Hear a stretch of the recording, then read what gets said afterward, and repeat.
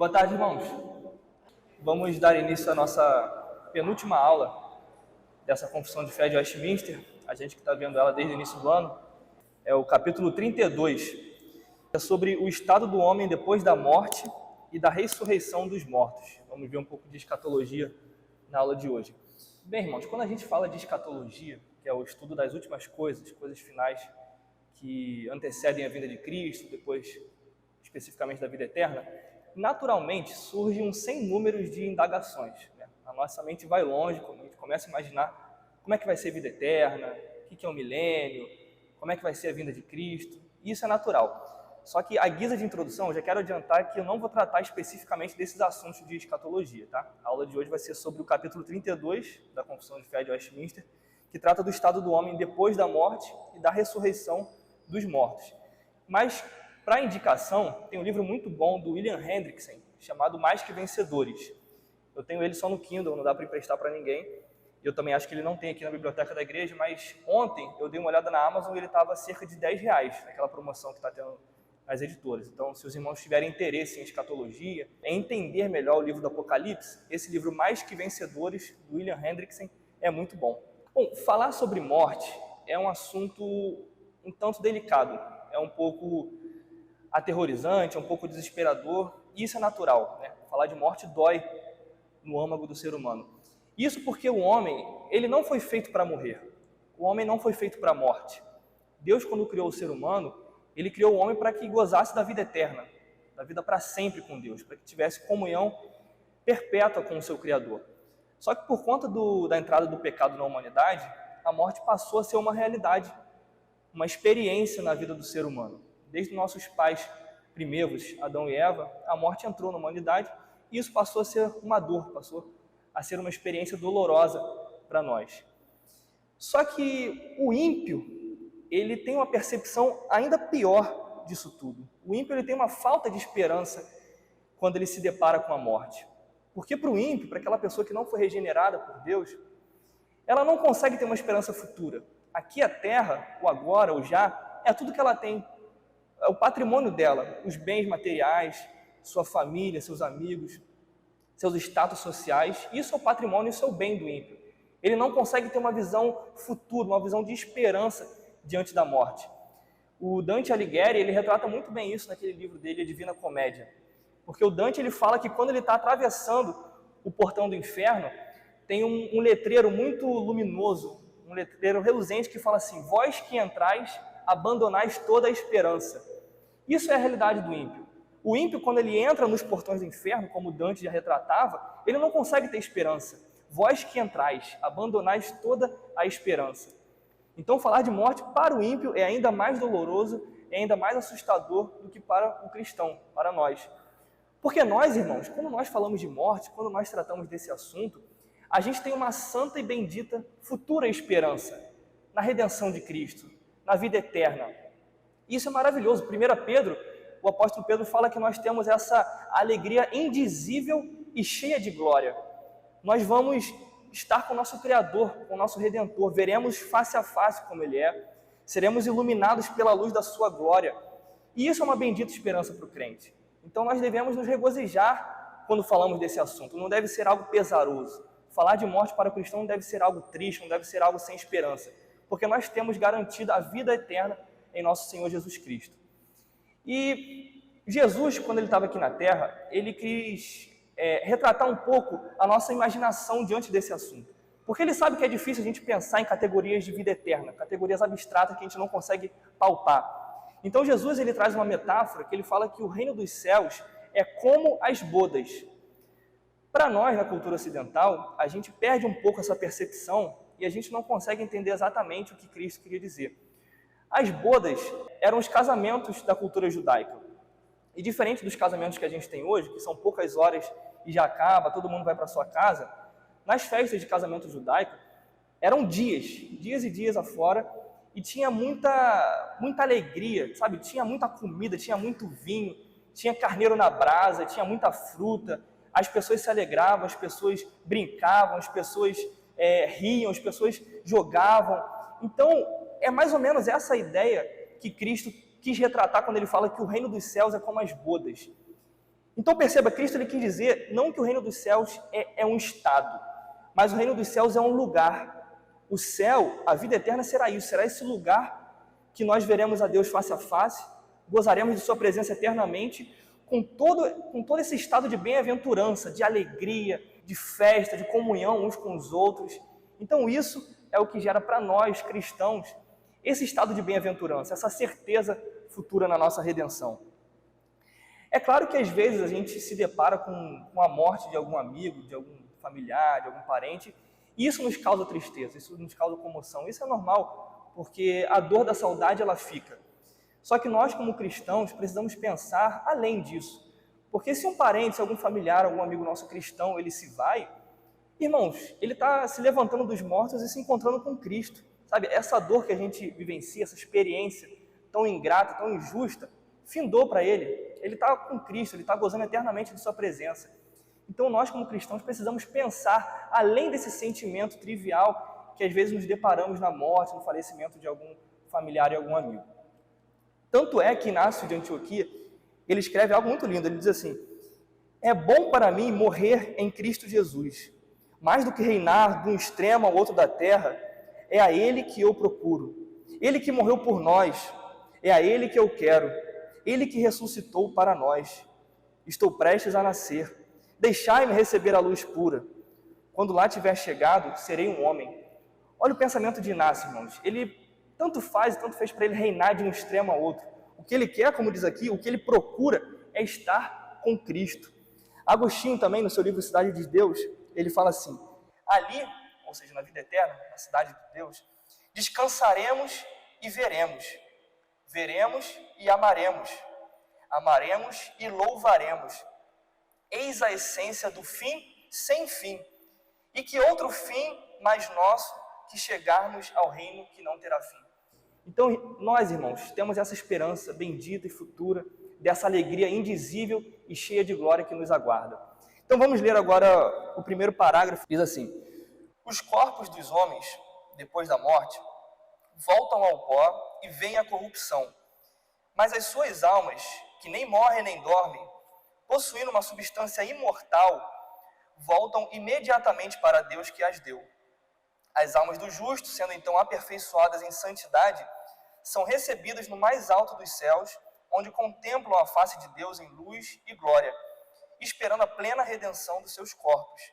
E as almas dos ímpios são lançadas no inferno, onde permanecerão em tormentos e em trevas espessas, reservadas para o juízo do grande dia.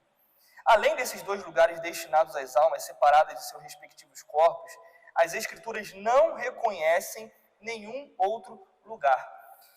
Então a primeira coisa que a gente vê aqui é o destino do corpo e da alma do ser humano na ocasião da morte.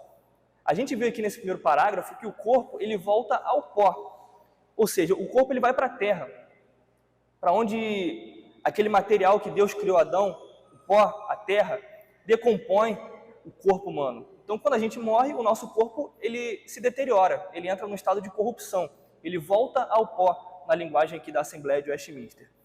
Já a nossa alma, por outro lado, como diz aqui nesse próprio parágrafo, percebendo uma substância imortal, ela tem dois destinos. A alma do cristão, a alma daquele que foi regenerado, que foi salvo por Cristo, imediatamente no ato da morte, ela é recebida por Deus. No ato da morte, o cristão já é recebido por Deus, a sua alma vai para o céu e ele já imediatamente passa a gozar desse estado de bem-aventurança. Então tem duas possibilidades. O corpo ele se deteriora, ele volta ao pó, e a alma dos cristãos vai para Deus, que já é recebido na eternidade. A alma dos ímpios, por outro lado, já é lançada na perdição. A alma dos ímpios já começa a sofrer de tormento, de angústia, de tudo aquilo que a gente vê na palavra de Deus que é reservado para os ímpios. E a confissão de fé, se os irmãos perceberem, ela faz menção de duas palavras, corpo e alma. Com isso, a Assembleia de Westminster adota a teoria dicotômica da natureza do homem, ou seja, o homem é constituído, é formado por corpo e alma. Diferentemente, a tradição grega, principalmente na filosofia grega nos seus primórdios, adotou a teoria tricotômica, ou seja, o homem, a natureza humana, é constituído por corpo, alma e espírito. Nesse sentido, a filosofia grega, ele entende que para o corpo se relacionar com o espírito, ele necessita de um terceiro elemento, de um elemento intermediário, que conecte a relação mútua entre corpo e espírito. E esse elemento é a alma. Alguns pais da igreja grega adotaram também essa visão. Só que a igreja latina, predominantemente, adotou a teoria dicotômica, que é o que nós também adotamos. E isso foi muito influenciado pela psicologia de Agostinho. Foi em Agostinho que a gente tem esse entendimento majoritário da visão dicotômica, que o ser humano é formado por corpo e alma. Não é que o ser humano ele é uma alma que possui um corpo, uma coisa meio gnóstica, sabe? Que nós somos alma, algo valioso, algo etéreo, algo bom, e possuímos um corpo que é deteriorável, que é corrupto. Não é isso, nós somos alma corporificada. Então, todo ato do homem é um ato do homem inteiro. Quando a gente é redimido na alma e no corpo. Então, precisamos entender esses pressupostos desse artigo aqui com base nessa visão dicotômica, que somos alma e corpo. Contudo, em algum momento, ou seja, nesse momento da morte, que é um breve período de tempo determinado, a nossa alma será separada do nosso corpo. O corpo ele volta ao pó e a nossa alma tem destino diferente. A alma do salvo vai para Deus e a alma do ímpio é recebida no inferno, com tormento, com angústia. E isso é uma distorção não natural do que deveria acontecer. Porque Deus, quando cria o homem, ele cria alma e corpo. Só que nesse breve momento, e isso por conta dos efeitos do pecado, a alma é separada do corpo. E a gente chama isso de estado intermediário.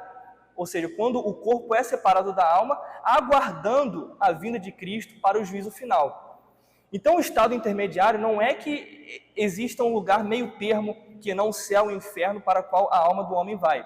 Não é isso. É um estado intermediário porque nós, como corpo e alma, somos separados temporariamente. Então, a redenção do salvo não será completa e a perdição do ímpio não será completa.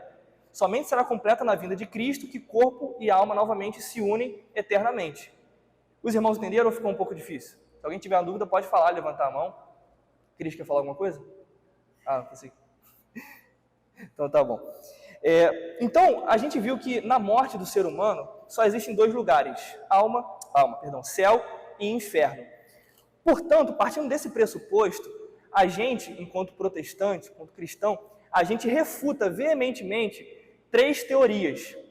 A primeira delas é a doutrina do purgatório, uma doutrina capitaneada pela Igreja de Roma, a Igreja Católica, que entende que quando o homem morre, aqueles que possuíram uma alma totalmente pura, totalmente isenta de pecados veniais, são imediatamente recebidos por Deus. Só que aquelas almas que ainda possuem, que ainda trazem a culpa de algum determinado pecado venial, deve passar por um momento, por um lugar chamado purgatório, em que lá a alma fica até que ela seja totalmente purificada. E esse tempo em que a alma fica no purgatório, ela depende do nível de purificação que a pessoa precisa. E segundo os católicos também, esse período ele pode ser abreviado com as boas obras dos fiéis, com as orações dos santos e principalmente com o sacrifício que é feito na missa. Então, por óbvio que seja, nós refutamos essa teoria, essa doutrina do purgatório, porque ela torna o sacrifício de Cristo insuficiente. Sabe? É necessário mais algo para que a pessoa seja totalmente salva. E a segunda doutrina é a doutrina do limbus infanto. Limbus significa uma orla, uma borda do inferno. Então, é um lugar, é essa orla, é essa borda do inferno, que não é totalmente inferno no sentido que a gente entende como dor, um lugar de dor, de sofrimento. Porque o limbus patrum, ele trata daquelas pessoas do Antigo Testamento, das almas dos santos do Antigo Testamento, que não foram salvas porque Cristo ainda não havia ressuscitado. Então, os santos do Antigo Testamento, segundo esse entendimento da Igreja Católica, ele fica nesse lugar especial, nessa orla do inferno, do limbo do inferno, que não é o inferno que a gente conhece, de dor e sofrimento. Eles ficam nesse local esperando a ressurreição de Cristo. Nem precisa falar que nós, como cristãos protestantes, também refutamos essa teoria, porque só acreditamos que existem dois lugares, céu ou inferno, não existe esse meio termo. E existe também o limbus infanto, que a Igreja Católica entende que toda criança que não foi batizada, ela não pode ser recebida no céu. Só que, por entendimento daqueles teólogos, ficou algo muito repugnante as criancinhas, sabe, os bebês não batizados sofrerem no inferno. Ficou uma imagem muito repugnante, muito dolorosa para eles. Então eles criaram meio que uma solução intermediária. Aquelas crianças não batizadas, elas ficam também nesse limbo do inferno, onde as chamas não as alcançam. Então essa é a teoria, é a doutrina do limbus infantum. E tem também, por último, a doutrina do descanso ou do sono da alma, chamado de psicopaniquia. Psico vem de alma, pan de todo e niquia de noite. Então é como se fosse uma vigília da alma. Que algumas seitas, alguns grupos, principalmente oriundos da Arábia, eles acreditam que quando o homem morre, o seu corpo e a sua alma são deteriorados, são levados ao pó, sendo que a alma fica num estado de repouso, um estado de sono inconsciente, que equivale a um estado de não existência. Então o corpo é putrefado, ele fica em estado de decomposição, só que a alma ela fica num estado de repouso, de descanso não consciente. Então nós também refutamos veementemente essa doutrina do sono da alma. Alguns adventistas que adotam essa doutrina. Portanto, nós como refutamos essa doutrina, a gente novamente acredita só que o homem, quando morre, o seu corpo vai para o pó e a sua alma vai ou para o céu ou para o inferno. E agora vamos ler os parágrafos 2º e 3º, que diz assim: no último dia, os que estiverem vivos não morrerão, mas serão mudados.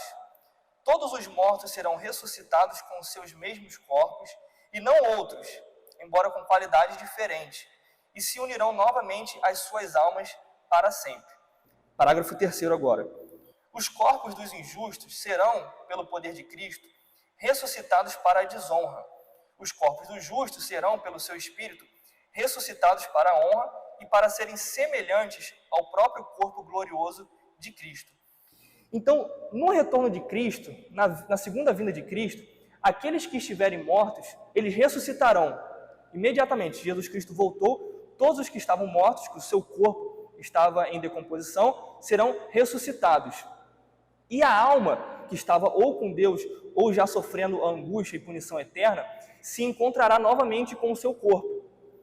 Os santos, para serem regenerados plenamente, com o seu corpo já transformado, glorificado, nesse momento, os corpos daqueles que morreram e daqueles também que estiverem vivos serão glorificados. Eles serão transformados à semelhança do corpo glorioso de Jesus Cristo. Então, novamente, os que estiverem mortos ressuscitarão com seus corpos já transformados e os que estiverem vivos terão seus corpos transformados. Os que estiverem vivos na ocasião de Cristo Jesus, santos que foram regenerados, terão seus corpos glorificados e os ímpios, os impenitentes, terão seus corpos semelhantes ao que já nós temos hoje, ou seja, um corpo com efeito do pecado, um corpo deteriorável, esse corpo corrupto que nós temos hoje em dia. Então essa é a realidade, os que estiverem mortos ressuscitarão e os que estiverem vivos terão seus corpos transformados. Isso para quê? Para que nós enfrentemos o juízo final. Então essa é a finalidade do retorno de Cristo, da ressurreição e da transformação dos corpos, para enfrentamento do juízo final. Os irmãos entenderam até aqui? Ok. Quando a gente vê, principalmente em Paulo, que fala isso em 1 Coríntios 15, em Tessalonicenses, que nesse momento haverá o soar da última trombeta e os mortos ressuscitarão, os que estiverem vivos serão transformados, a gente meio que vê, logicamente, que não faz sentido aquela doutrina do dispensacionalista do arrebatamento secreto, daquele rapto secreto, que é muito divulgado em filmes, em livros, deixados para trás, que as pessoas somem e fica só a roupa ali, e as pessoas, meu Deus, o que aconteceu? Será que foi um alienígena? Será que foi abduzido? Então não faz sentido, porque Paulo fala do soar da última trombeta. A Bíblia fala também que todo olho verá, os mortos serão ressuscitados, os corpos serão transformados. Então não faz sentido, biblicamente, essa doutrina dispensacionalista do rapto, do arrebatamento secreto. Quando a gente pensa em morte, quando a gente pensa nesse estado de bem-aventurança eterna, de vida eterna, de comunhão com Deus, isso nos traz uma sensação muito boa de esperança. Só que, ao mesmo tempo, isso nos traz também um senso de urgência, porque, apesar de ser isso algo futuro, é também algo presente. Enquanto a gente pensa no que há de vir, nós devemos pensar também no estado presente. O que a gente tem feito com o nosso tempo no dia de hoje? Tem um livro muito bom, que é A Sociedade do Anel, é o primeiro livro da saga do Senhor dos Anéis, que acontece uma série de desventuras com o personagem principal, Frodo. Em um determinado momento ele vira para o seu mentor, Gandalf, e ele fala assim, poxa, está acontecendo tanta coisa ruim, tanto desastre, eu não queria que isso acontecesse comigo, sabe, no meu tempo, na minha geração. E então o seu mentor Gandalf vira para ele e fala assim, olha, isso aí você não pode decidir. Quando que acontecem certas coisas, você não pode decidir. O que você pode decidir é o que você faz com o tempo em que lhe foi dado. Isso faz a gente pensar, o que a gente tem feito com o tempo em que nos foi dado? Um precioso e valioso tempo que Deus nos deu, com as oportunidades que Deus tem nos dado. É muito bom, é muito reconfortante a gente pensar em vida eterna, em estado futuro. Isso é válido, nós devemos ter a nossa cabeça nisso. Só que nós devemos também ter os nossos pés na terra. O que nós estamos fazendo nos dias de hoje? Com o que estamos gastando o nosso tempo? O que temos feito com as oportunidades que Deus tem nos concedido?